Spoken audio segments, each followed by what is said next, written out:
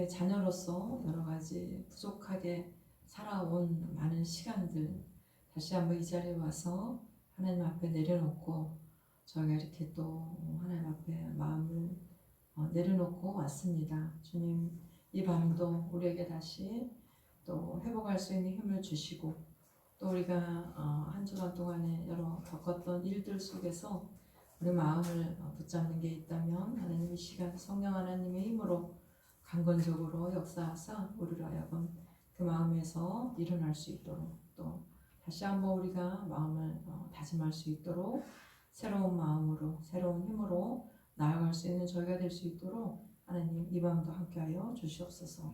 감사드렸고 우리 주 예수 그리스도 이름 받들어 기도드렸나이다. 아멘.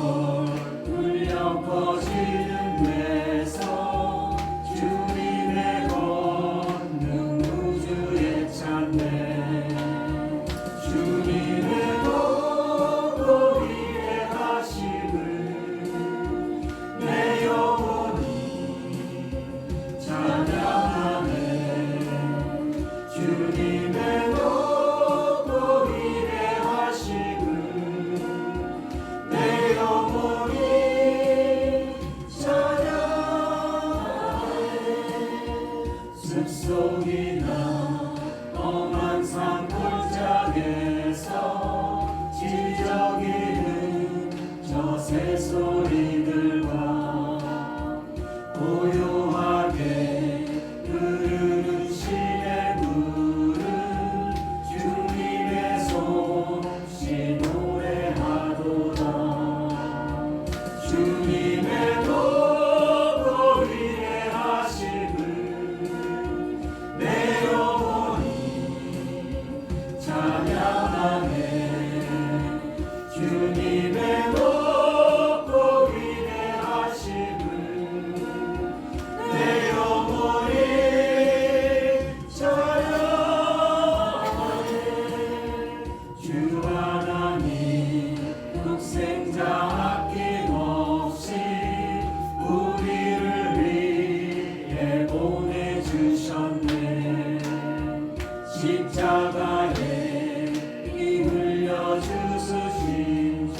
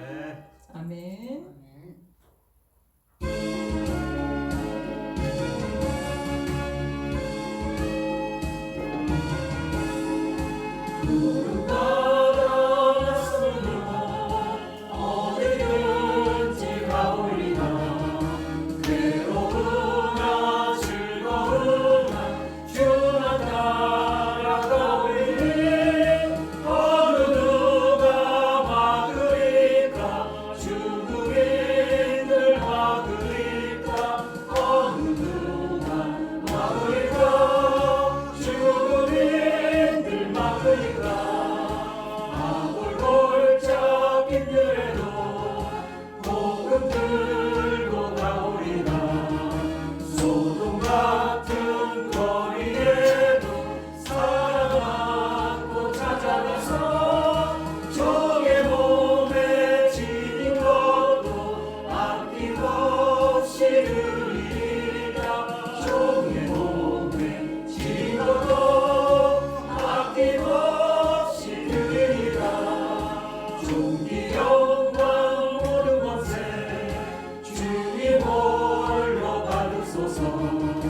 멸시전대 십자가는 제가 지고 가오리라. 이름 없이 빛도 없이 감사하며 섬기리라. 이름 없이 빛도 없이 감사하며 섬기리라.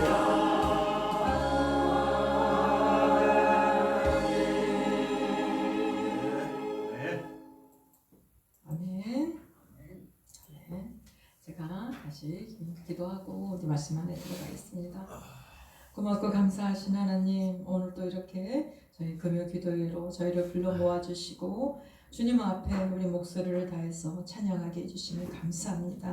하나님, 세상 사람들은 여러 아름다운 목소리, 너무나 화려한 목소리, 정말 예쁜 목소리로 노래를 하지만 하나님을 찬양하는 사람들이 다 있는 건 아닙니다. 주님, 그럼에도 이 밤에 우리가 부족할지라도 오늘 주님의 이름으로 찬양하게 하시고 주님의 이름을 우리가 경배하게 해주시니 참으로 감사합니다. 우리가 무엇이간데 우리 안에 하나님 들어오셔서 하나님을 알게 하시고 우리가 무엇이간데 이 세상을 살면서 하나님으로 살아가는 것에 대해서 늘 상고하게 하시니 참으로 감사합니다.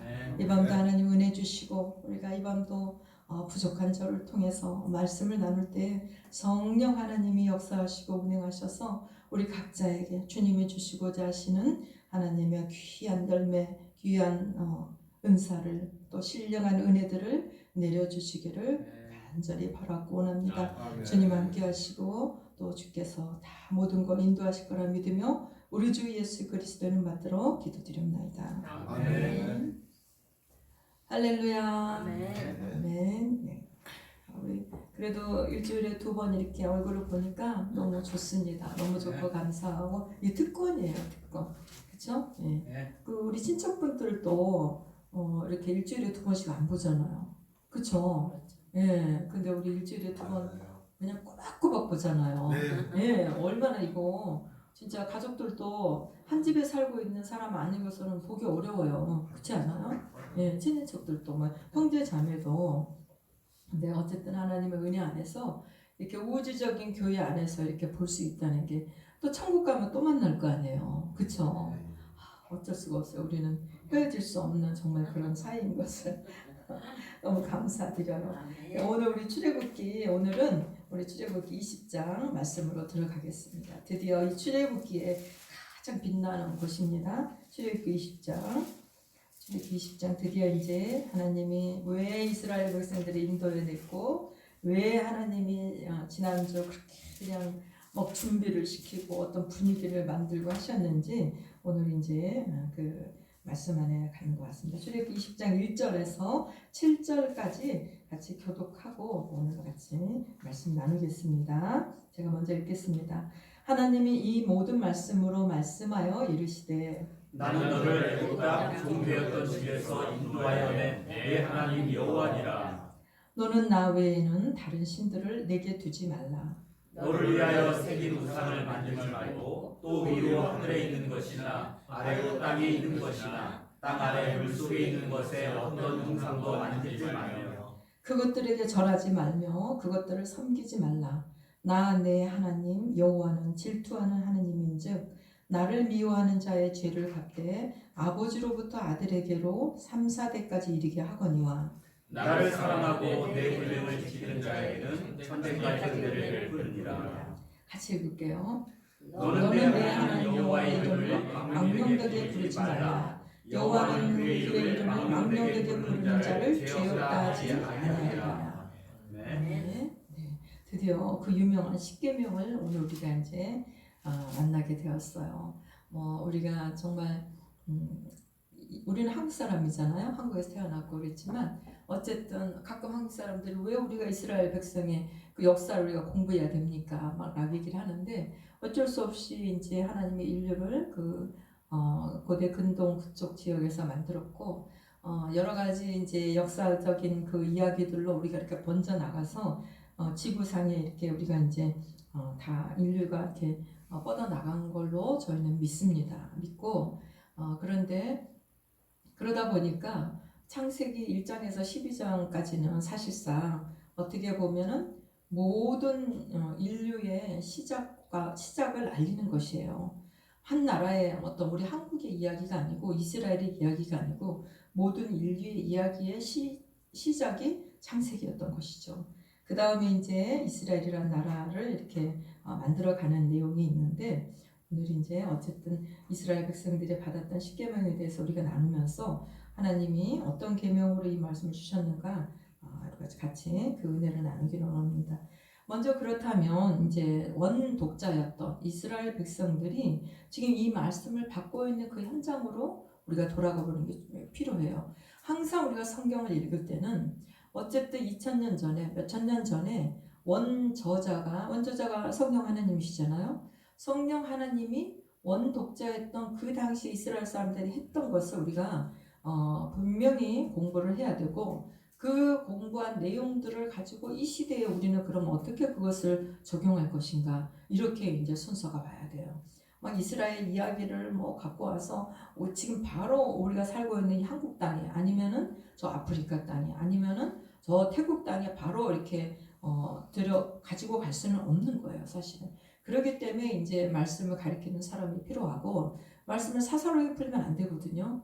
마치 이스라엘이 있었던 이야기를 마치 지금의 어떤 이야기처럼 만들어서 하는 일들이 종종 있는데 그게 아니라 정말 정확한 것은 하나님이 선택한 어떤 사람들, 하나님이 특별히 어떤 은사로 사로잡힌 사람들이 말씀을 연구하고 성경교육 은사를 공부하고 원어도 할 수 있다면 원어도 공부하고 해서 그때 당시 원독자가 읽었던 이야기 속에서 진리를 발견하고 그 진리가 지금 이 시대에 어떻게 적용이 되는가 이렇게 성경을 풀어가야 가장 건강한 성경이라고 우리가 볼 수 있겠어요.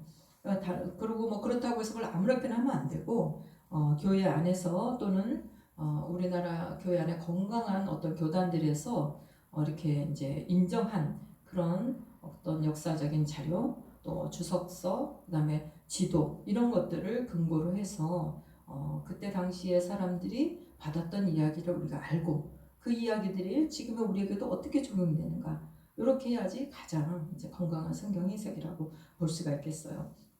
그래서 이제 오늘 이스라엘 사람들이 어떻게 하나님의 말씀을 받았던 상황인가 이거를 먼저 보고 싶어요. 잘 알죠. 지난주 우리가 이제 이스라엘 사람들이 시내산에 불려왔잖아요. 이 모세가 이제 다 모이고 너희들이 3일 동안 옷을 빨고 마음을 정리하고 이렇게 해서 정결하게 해서 하나님을 맞이할 준비를 했던 그랬는데 드디어 이제 하나님의 그 시내산의 빽빽한 구름 사이에서 우레가 울리고 번개가 치고 막 이러면서 하나님이 현영이 이제 역사했어요. 그 상황 속에서 이스라엘 사람들이 벌벌벌 떨면서 드디어 그 너무나 놀라운 세상의 최고였던 그 나라의 사람들을 하나님의 사망으로 다 이끌었던 그 하나님이 드디어 임재하신대라는 것 때문에 벌벌벌 떨고 이제 있었을 때 드디어 오늘 이 상황에서는 그런 상황에서 하나님이 말씀을 하시는 거예요. 근데 이제 이 사람들이 그런 말씀을 이제 접하려고 할 때 그 태도와 자세가 너무나 두려운 상태에서 지금 있었잖아요. 그런데 이때 이제 하나님이 1절에 보니까 하나님이 이 모든 말씀으로 말씀하여 이르시되라고 하고 있어요. 이게 이제 다발을 하는 뜻이 있는데 그게 말하다, 말씀하다 이런 게 히브리어가 있어요. 근데 이제 그게 그냥 말을 이렇게 하는 게 아니라 말했어요. 이게 아니고 어떤 놀라운 권위를 갖고 선포하는 거예요. 선포. 우리나라로 말하자면 말씀하셨다가 아니라 뭐라고 얘기할까요? 선포하다는 뜻이 맞을 것 같아요. 그래서 어떤 그런 권위와 이거는 이제 그냥 보통 사람이 이렇게 서로 얘기 나누는 그런 어떤 담소가 아니라 왕이 백성에게 뭔가를 선포할 때 우리 그 국가에서 무슨 큰 일이 있으면 대통령이 나와서 이제 뭐 어떤 나와서 헌화한다 그러나 뭐 이렇게 나오잖아요. 헌정식 해갖고 그때 이제 어떤 헌법도 이렇게 법을 개정하거나 이러면은 그걸 이제 공포를 해야 되잖아요. 우린 이렇게 하기로 했어. 앞으로는 이렇게 바뀔 거야. 이런 걸 공포해야 되는 그런 지금 상황이에요. 그러니까 이스라엘 사람들은 그 번개가 우레가 막 치고 있고 막 구름이 빽빽하고 막 그런 상황 속에서 하나님이 말씀을 하시는 거예요. 뭐라고 말씀하시냐면 뭔가를 하나님의 백성한테 마치 전 우주적인 신이 그 자신들의 백성들에게 어떤 뭔가를 지금 선포하게 나타났어요. 이거는 이제 이 말씀을 통해서 언약을 맺는 거겠죠, 그렇죠? 이제 여러분들은 우리나라가 법이 바뀔 때도 그걸 공포를 하잖아요. 그 법이 위배되면 안 되니까 또는 적용 잘못하면 안 되니까. 그것처럼 하나님도 드디어 이제 이 백성들을 그 출애굽해 갖고 오는 동안 뭐 하나님이 이렇게 저렇게 막 살펴주고 이렇게 했지만 드디어 신의 산에 와서는 이제 너희들은 이제 이렇게 해야 돼라는 것을 하기 직전에 얘기를 하신 거예요. 말씀하셨어요. 자, 이 사람들이 이런 상황 속에서 얼마나 자신들의 삶이 참 여러 가지 생각이 들면서 이제 하나님이 뭔가를 얘기하려고 하나 봐. 그럼 우리가 어떻게 이제 그 말을 들을까? 혹시 무서운 얘기를 하지 않을까? 뭐 여러 가지 생각 속에 있었겠죠. 근데 이제 이 상황 속에서 하나님이 이들에게 이제 두 번째 2절에 보니까 이렇게 하고 있어요. 하나님 뭐라고 말씀을 하죠? 하나님 말씀하셨어요? 뭐라고 말씀하셨냐면 나는 너를 애굽 땅 종 되었던 집에서 인도하여 낸 내 하나님 여호와니라. 하나님이 자신을 밝혔는데 여기서 하나님이 나는 너를 이렇게 이뤘어. 이때 이 나는 사실은 이제 원어를 보면은 나는 말이야. 바로 내가 말이야. 이런 뜻이에요. 그냥 나는 이게 아니고 강조해서 자기를 얘기하고 있는 거예요. 나는 이런 하나님이었어. 바로 나는 이런 하나님이었어. 라고 얘기하는데 그 뒤에 보니까 바로 내가 너희를 종되었던 곳에서 건져냈어. 인도하여 냈어. 라고 얘기하시는 거예요. 그 인도하여 냈던 너희들이 하나님이다. 여호와다. 이렇게 얘기하고 있는데 이때 이제 인도하다 이 말은 그냥 단순하게 이렇게 그냥 이렇게 데려왔다는 이쪽으로 가시죠. 이 가이드가 아니에요. 나올 수 없는 사람을 억지로 힘으로 끌고 내어서 끌어내었다는 얘기예요. 어떻게 끌어내었습니까? 어떻게 끌어냈어요? 순순히 나올 수가 있었어요? 못 나왔죠. 이미 어떤 그 주인이 있었던 사람들이었어요. 그렇잖아요. 바로라는 주인이 있었고 그 주인들에게 이미 이렇게 속박된 사람들을 억지로 끌어냈잖아요. 어떻게요? 출애굽하기 전에 10가지 재앙을 내서 마지막에 그 애굽의 장자들을 다 죽이면서까지 그렇게 해서 끌어냈어요. 애굽의 장자들을 죽였고 이스라엘 백성들은 그날 양들을 잡아서 그의 음식을 먹으면서 자신들의 집안에 자신의 생명이 보존되도록 그 문설주에 양의 피를 발라서 그 피비내는 나는 밤을 지나서 억지로 나간다는 거야. 내가 너희들을 그렇게 억지로 끌어냈어. 그렇게 했던 그 종 되었던, 근데 그냥 억지로 끌어낸 게 아니라 종으로 있었던, 종은 주인의 허락 없이 나올 수가 없잖아요. 나올 수 없는 사람들을 끌어내어서 내가 구출했던 바로 너의 그런 하나님이야 라고 먼저 하나님 얘기를 하셨어요. 자, 이 얘기를 하자마자 이스라엘 백성들이 벌벌 떨면서 하나님 말씀하신다. 근데 하나님이 내가 바로 너희들을 애굽에서 어떻게 끌어낸지 알아? 너 종되었던 너희들을 끌어낸 내가 그 하나님이야 라고 얘기할 때 이스라엘 백성이 어떤 생각이 들었겠어요? 그렇지 벌벌 떨지만 그 밤에 여러분 어젠가 뉴스에 세월호 몇 주년이라고 그랬죠? 12주년? 네, 12주년이라고 들었죠.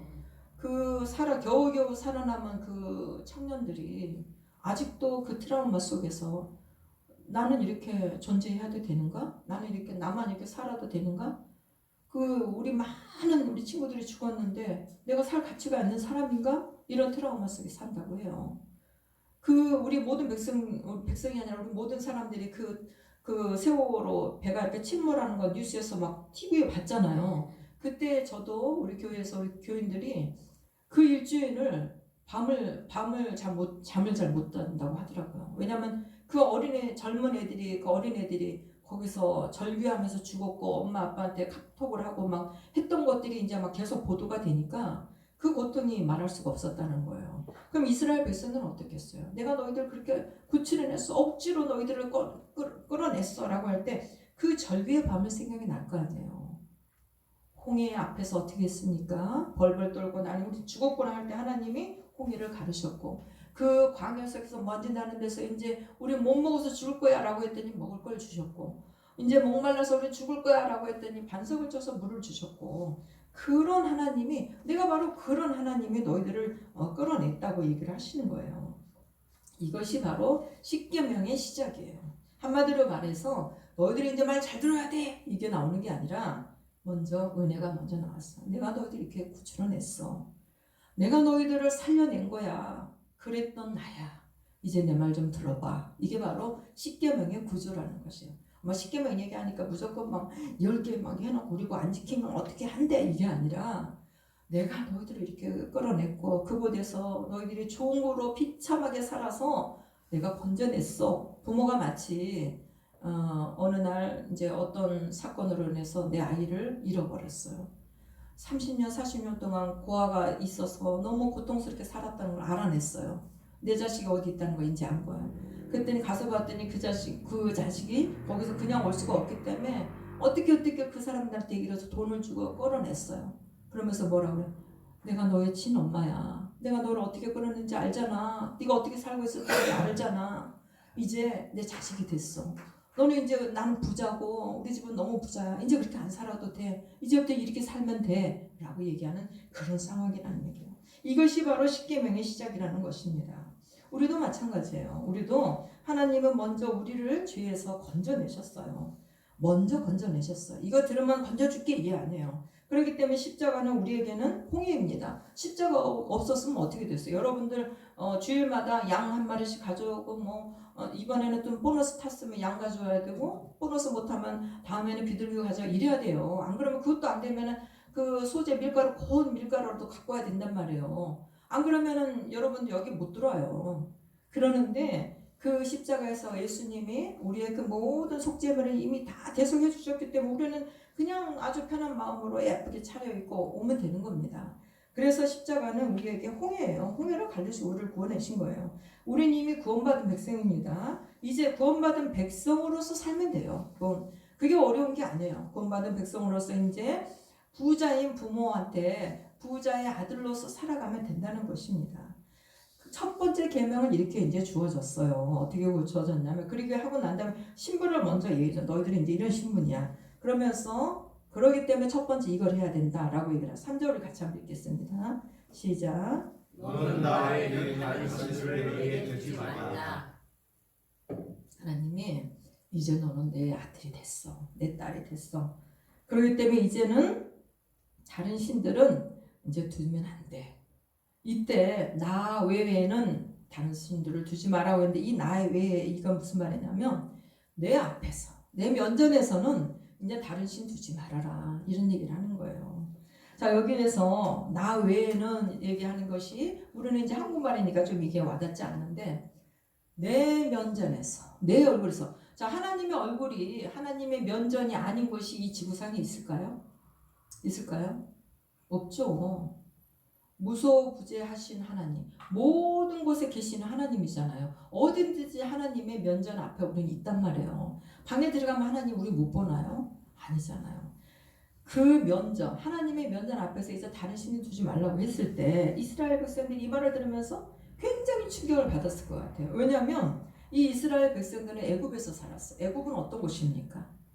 수많은 신들이 있는 곳이에요. 제가 그때가 아무튼 굉장히 30대, 그때도 30대니까 지금보다 한 20년 전인가 이래요. 30대 때 태국을 갔어요. 이제 그때 단기 선교로 이제 태국에 갔는데, 정말 태국에는 길을 지나가잖아요. 길마다 그 신전이 있어요.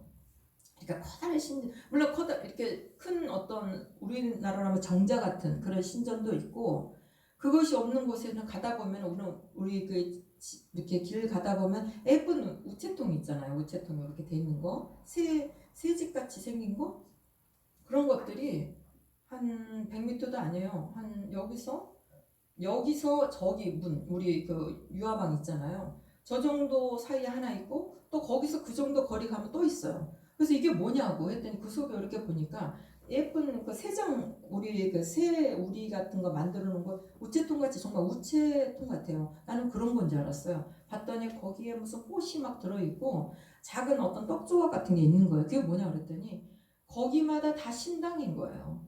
그러니까 길을 걸어가다가 거기다가 내가 갖고 있는 소중한 맛있는 게 있으면 가다가 그걸 놓고 거기서 기도하는 거예요.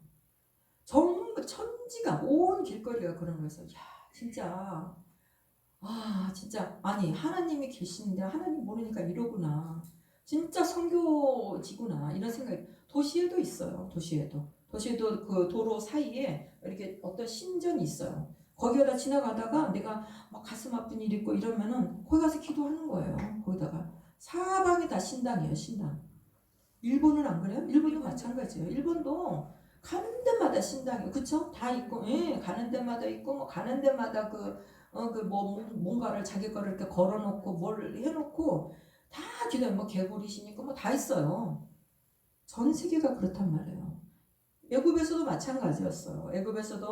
애굽에는 신들의 나라였어요. 그야말로, 나일강이 범람하면 풍요를 주시는 우리 나일강의 신 하피 신이 내렸어 이러고 태양이 떠오르면 우리 태양신 라가 떠올랐어. 그 라의 아들이 누굽니까? 바로예요. 바로가 바로 태양신의 아들이잖아요.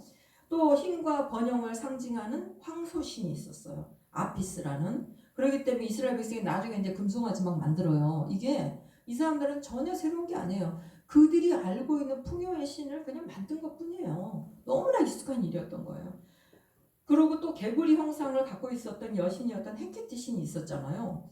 또 죽음 뒤에 사후의 세계를 다스린다는 오리시스라는 또 신이 있어요. 왕권을 상징하는 매 형상의 그 호루스라는 그 이집트 왕들을 보면 여기에 이렇게 매 형상이 이렇게 있는 그거를 이렇게 하고 있어요.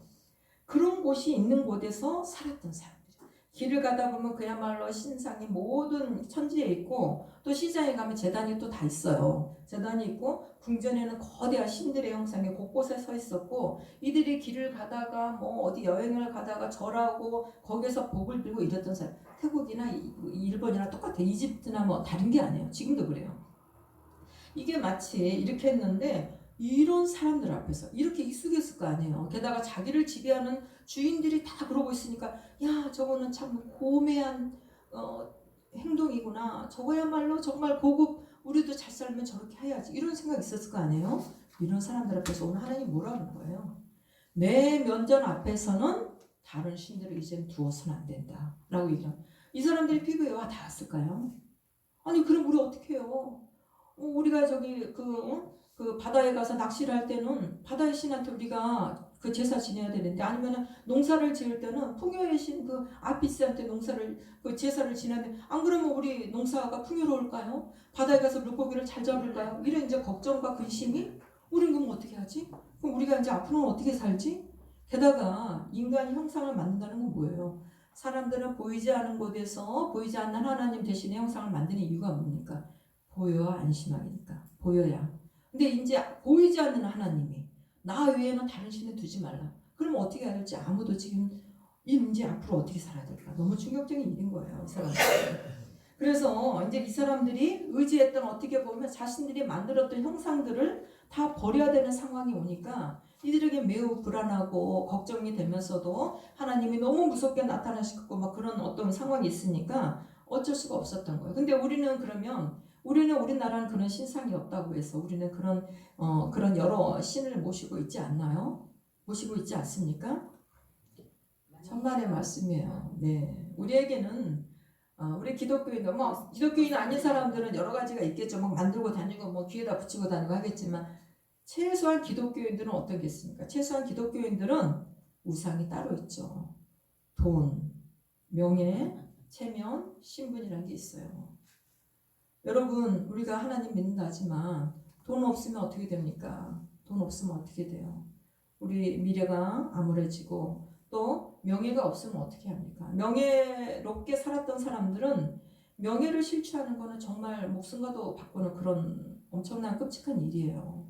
그렇기 때문에 단지 보이는 형상의 문제가 아니라 우리 마음에 하나님 대신에 있는 것들, 그거 자체가 다 하나님 면전 앞에서 다른 신을 두고 있는 것이에요. 그리고 특히 요즘 시대, 우리나라 시대에 가장 무서운 우상 중에 하나가 또 있습니다. 그게 뭔지 아세요?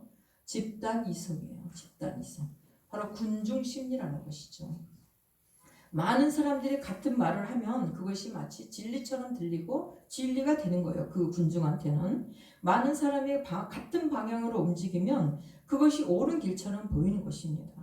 그리고 숫자가 그렇다고 해서 숫자가 많다고 그게 진리입니까? 진리가 아닌데도 숫자가 많으면은 그게 그 사람들에게 진리가 되는 거예요. 이스라엘 백성도 이제 나중에 그렇게 훗날 그 금송아지를 만들 때 혼자 만든 게 아니었어요. 다 같이 힘을 합쳐서 만들었기 때문에 자신들이 하나님 앞에 여기서 분명히 얘기를 들었는데도 나 왜 다른 신 만들지 마라, 형상 뭐 이런 거 하지 마라 했는데도 이 사람들은 다 같이 만드니까 우리 저기 장로님도 저기 계시네?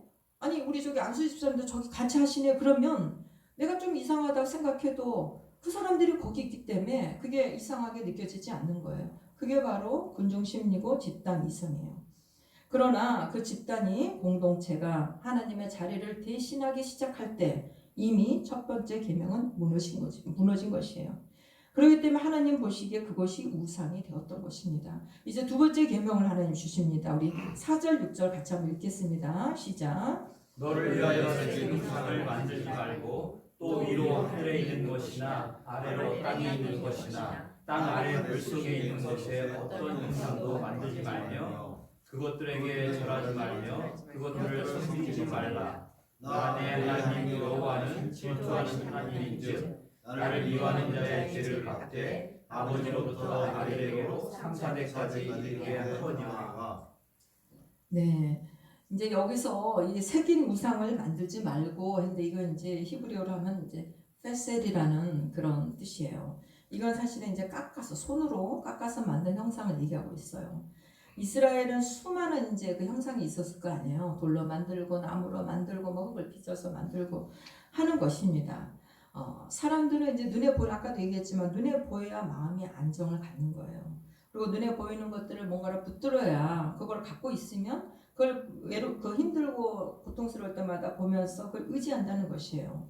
그래서 이것은 이제 단순히 그 형상으로 돌이나 나무로 만든 형상뿐만이 아니라 이제 그런 사람들의 위로를 줄 수 있는 어떤 것들이에요. 오늘 시대에도 이와 비슷해요. 보이지 않는 하나님을 믿는다고 하지만 실제로는 하나님보다 눈에 보이는 사람을 더 의지하려는 그런 우리 안에 그런 연약함이 있다는 것입니다. 안 믿는 사람은 둘째치고 믿는 사람들 중에서도 형상이나 이런 것들을 믿는 사람들은 가지면 안 된다는 걸 이제 알아요. 그래서 그러지는 않는데 대신에 자기도 모르게 뭔가를 갖고 있냐면 바로 눈에 보이는 사람을 의지하면서 자신들은 얘기를 하진 않지만 눈에 보이는 사람은 마치 형상처럼 어떤 하나님을 대신한 믿을 수 있는 형상처럼 하고 있는 그런 현상이 지금 우리나라에 너무 팽배하다는 것이에요. 성경 말씀으로 보기보다는 사람의 목소리, 그 사람의 어떤 많은 영향력을 따라서 그 사람을 우리가 형상으로 만들어 가고 있다는, 신격화하고 있다는 것입니다. 그래서 사실은 보이지 않는 하나님 대신에 인간 우상을 우리가 만들고 있어요. 나도 모르게 하고 있다는 것이에요. 집단을 이끄는 종교 지도자나 또는 영향력 있는 어떤 정치가들 있잖아요. 이런 인물들을 너무 내가 지나치게 추앙하거나 마치 그 사람이 절대적인 기준인 것처럼 이성을 사용하지 않을 때 또 우리에게는 다 어떤 하나님이 주신 양심이 있는데 그런 비판적인 사고 없이 받아들이는 일이 점점 우리나라에 팽배하고 있어요. 어느 날부터인가 우리나라에 굉장히 그런 일들이 일어나고 있습니다. 사도행전 17장 11절에서 사도 바울은 이렇게 얘기를 했어요. 그 고린도 지금으로 하면은 그리스 위쪽입니다.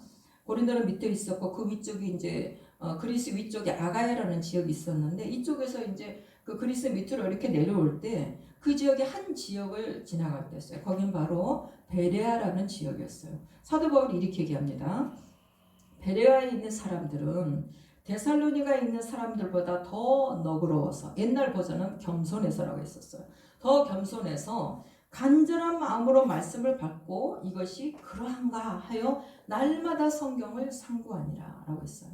겸손하고 너그럽다는 얘기는 하나님 말씀이 그러한가 라고 하면서 날마다 상고했다는 얘기예요. 이 말씀을 우리가 다시 한번 풀어보면 이런 말입니다.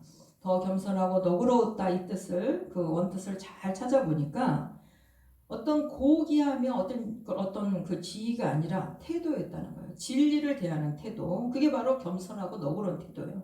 이것이 과연 그러한가라고 날마다 성경을 상고하는 그 태도. 이게 뭐냐면 그들은 겸손했지만 맹목적이지 않았어요. 순종했지만 생각을 멈추지 않았어요. 이것은 이들의 겸손은 단순한 온순함이 아니라 진리를 함부로 받아들이지 않는 그런 신중함이었다는 거예요.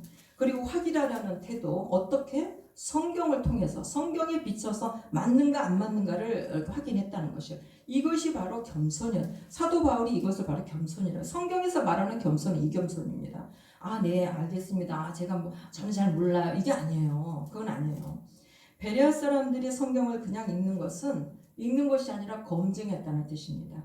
바울이 말한 것이 맞는지, 바울이 위대한 종교 지도자고 위대한 그 말씀을 전하는 사람이었지만 그 사람이 말하는 게 성경과 대조해서 이거를 확인했다는 것이 이게 정말 맞는가. 우리나라의 유명한 목사님이 와서 어쩌고저쩌고 얘기를 한다고 할지라도 너무 좋다. 그렇지만 이게 성경에 정말 있는 말인가? 성경에서 이 본문을 잘 저렇게 풀었는가? 이렇게 한 것이 겸손하고 상고한다는 뜻이라는 것이에요. 그들이 무례해서 하나님 그 종교 지도자한테 질문하는 것이 아닙니다. 불신해서도 아니에요. 겸손했기 때문에 확인한 것입니다. 하나님 말씀에 맞는가? 어느 부분이 이렇게 말하고 있는가? 성경이 말하는 겸손은 바로 그런 겸손이라는 것이에요. 성경이 말하는 겸손은 이성을 하나님 앞에, 하나님 말씀 앞에 두고서 그거에 비춰보는 거예요. 성경이 바로 캐논이라고 해요. 캐논은 뭐냐? 자예요, 자. 척도하는 자. 어떤 거? 모든 세상의 인연과 모든 세상의 사상을 성경의 말씀으로 성경을 자로 대고서 이렇게 재보는 거예요. 그게 바로 성경이라는 뜻이에요. 그 말씀을 들을 때, 사람을 따를 때 또는 집단 속에 있을 때 우리는 베레아 사람들처럼 행동해야 된다는 것이에요.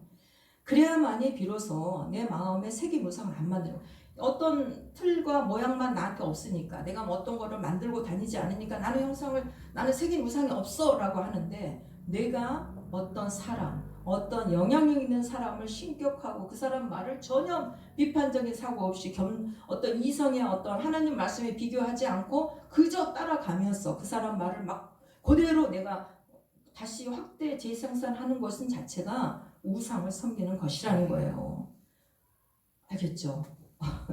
네. 요즘 세태가 너무 우리나라에 그런 게 너무 팽배해서 이 말씀을 읽을 때 제가 굉장히 찔렸어요. 그리고 하나님은 형상으로 담을 수 없는 분이세요. 그러다 보니까 어떤 이념을 내가 절대화하거나 어떤 지도자가 절대화될 때 어떤 집단이 절대화될 때 그것이 바로 현대판 우상이 될 수 있다는 것이에요. 우리 기독교인들은 내가 어떤 것들을 모양을 갖고 다니지 않으니까 나는 괜찮아 라고 하는데 바로 어떤 사람, 인간을 그런 우상시하고 그들의 말을 우리가 전혀 비판 없이 본다는 건 굉장히 문제가 된다는 거예요. 그래서 우리는 그때 그 집단을, 그 공동체를, 그 종교 지도자를 그들을 따르는 사람들을 통해서 우리가 볼 수가 있다는 것입니다. 열매를 보아서 알 수 있다는 것이에요. 왜냐하면 우리가 확인하기 위해서 말씀으로도 확인하지만 어떤 사상이나 집단이 하나님의 이름을 말하면서도 그 열매가 분노나 폭력을 양산하거나 증오를 양산하거나 또는 그럴 때는 우리는 멈춰서서 잠시 생각해 봐야 돼요.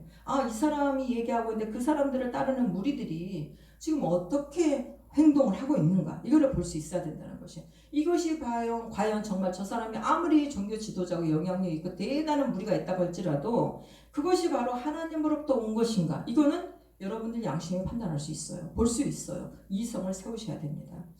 물론 이성은 항상 하나님의 말씀 앞에서 이성은 그 앞에서 하나님 말씀의 우위에 있어야 되지만 바른 판단이나 양심은 우리가 어느 정도 가늠할 수가 있어요. 이것이 하나님이 기뻐하는 일인가? 이 질문을 먼저 해야 된다는 것입니다.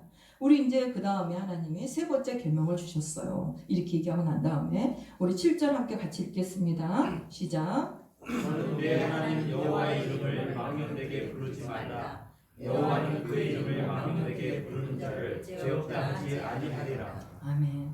하나님은 그러고 난 다음에 이런 얘기를 하셨어요. 너희는 하나님의 이름을 여호와의 이름을 망령되게 부르지 말아라. 그럼 우리가 망령되게가 뭔지를 알아야 될 거 아니에요. 이거는 이제 히브리어로 라샤브라는 뜻입니다. 이건 뭐냐면 헛되이 하다, 거짓되게 하다, 목적 없이 하고 남용하다 이런 뜻을 갖고 있어요.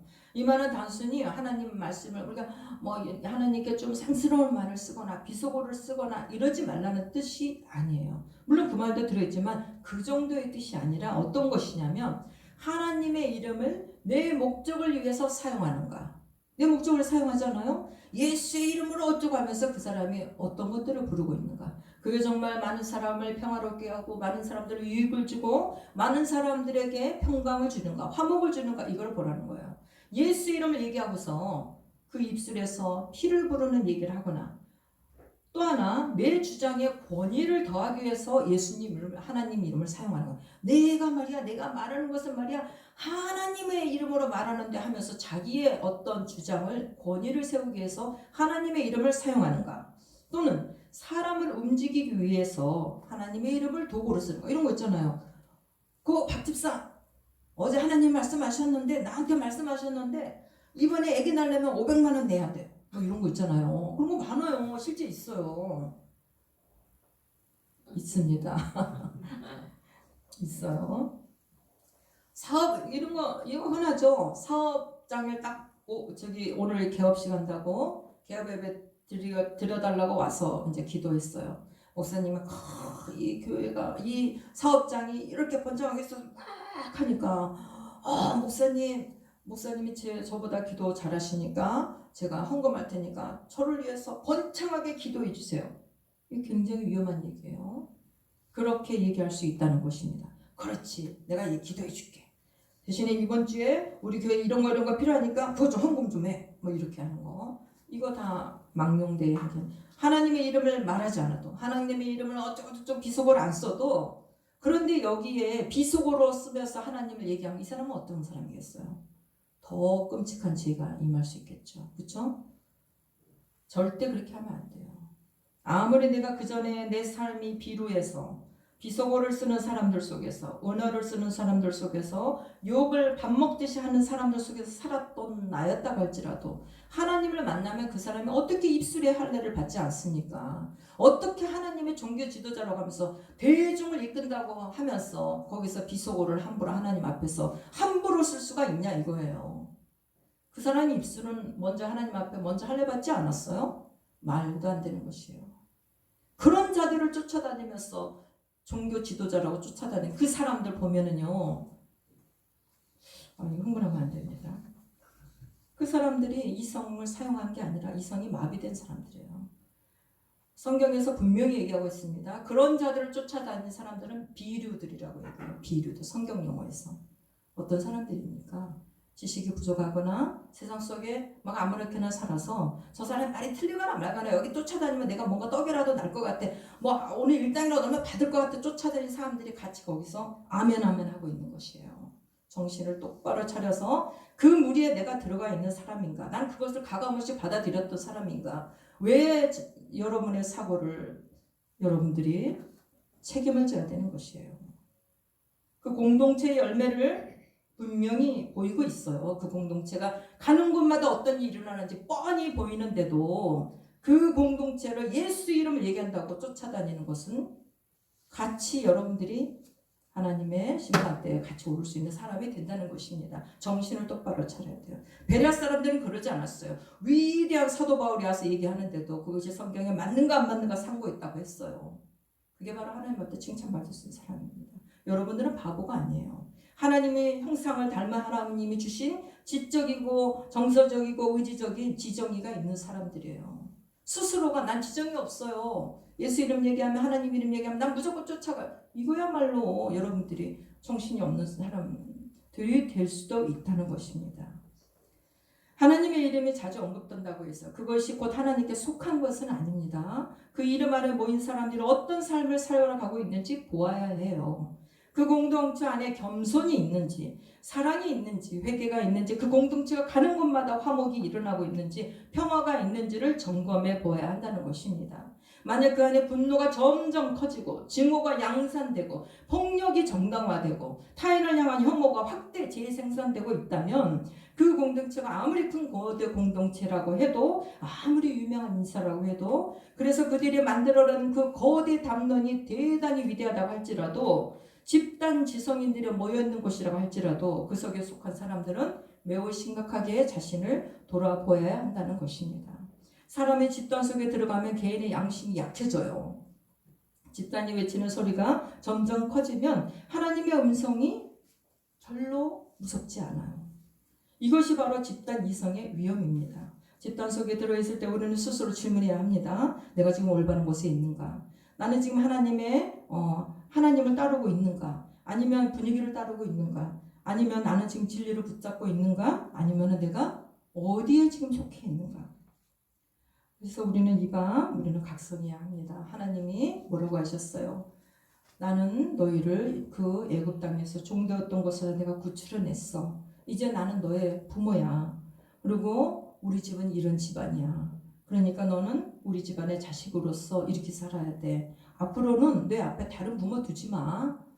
이렇게 얘기하시는 거예요. 너희들이 그렇게 막 저 부모 위대한 것 같이 난 더 위대한 부모야. 앞으로는 다른 부모 두지 마. 그리고 내 면전에서 이렇게 두지 말고 앞으로는 내 이름을 부를 때 이제 다른 이름 부르지 마. 아비스니 하피니 이런 거에 빗대지 마.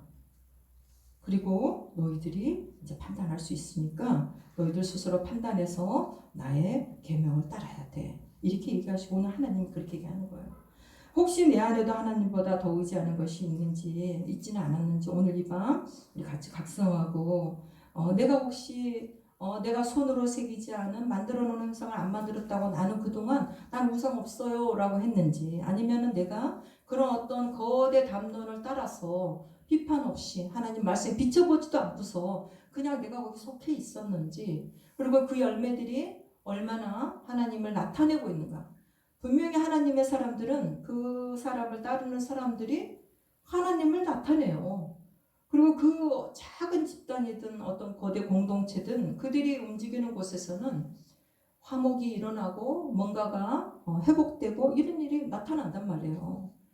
그래서 여러분들이 이제 하나님이 주신 세 번째 계명까지 왔을 때 여러분들 스스로가 그 계명에 비춰서 이 현대판 계명에 비춰서 나 자신을 봐야 돼요. 내가 하나님의 일을 망령되이 안 했는가? 내가 그리스도인인데 내가 따라다니는 어떤 공동체에 그 사람들의 말을 내가 성경 말씀에 비춰보지 않고 막 이렇게 재생산하지 않았을까? 이런 생각을 해야 된단 말이에요.